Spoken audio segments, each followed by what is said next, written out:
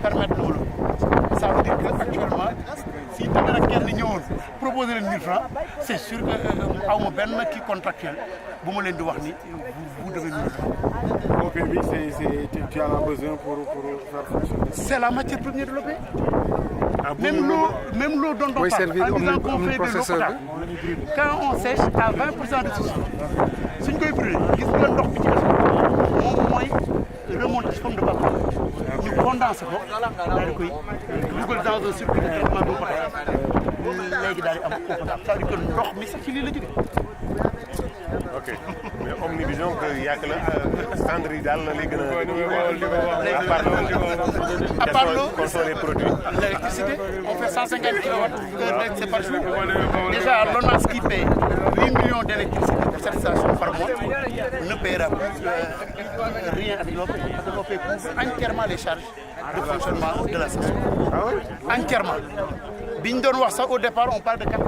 Mais quand les Américains sont venus, dans les doubles machines ONAS, ils se sont rendus compte que le nombre de KVA dont l'ONAS a besoin, ils vont faire plus. Et le OP va faire sa propre électricité, l'électricité nécessaire à l'éclairage de la station, des bureaux et de la station. Non, j'ai fait un calcul. Non, ñun dañuy tijji non dans la circulation. Xam nga il est vrai que on va avoir un gros souci parce que non, je pense que déjà la qualité de l'eau, Adam, la qualité de l'eau est beaucoup plus sévère et beaucoup plus importante que les standards sénégalais. Et respecte les standards américains. Finalement, il y a le disgust, c'est-à-dire le dégoût. Le dégoût bi ànd ak ndox mu jóge ci toilette rek dégg-dégg bi ñun moom la ñuy xeex pour combattre mais suñ ko combattre bi ñu calculer 20 mètres cubes d'eau potable daal di ne j'ai fait ce calcul en disant j'ai ouvert je pense que c'est important j'ai fait ce calcul en disant 20 mètres cubes d'eau potable c'est 20 000 litres c'est 20 millions de millilitres qui ren fait des bouteilles de 500 millilitres. Du coup, il y a 200 millilitres. Nous prenons combien de bouteilles de 500 millilitres qu'on peut faire avec les 2 millions de millilitres par jour. Par jour, on est à 40 millilitres. Rien que par l'eau qui reste là. Exactement. 40 millilitres. Les 40 millilitres bouteilles, qui ren mi ngi jaay 200.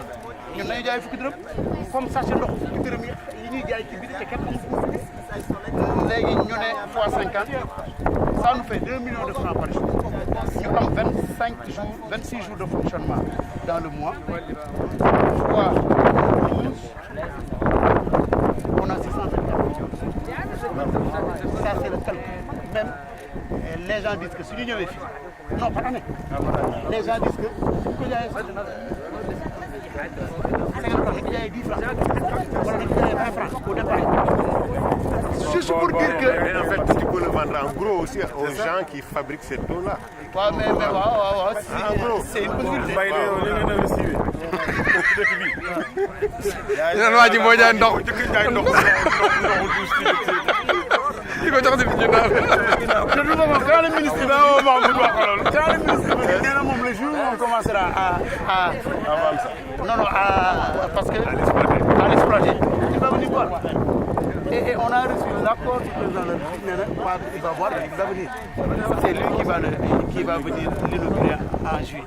Ça veut dire qu'on va s'attacher les services des cabinets de communication marketing et on va voir ce que ça donne. Ah ouais. Si on arrive à se rendre compte que les gens ne veulent pas le boire, il y aura une autre forme de valorisation qu'on peut mettre en place, peut-être comme c'est de l'eau distillée.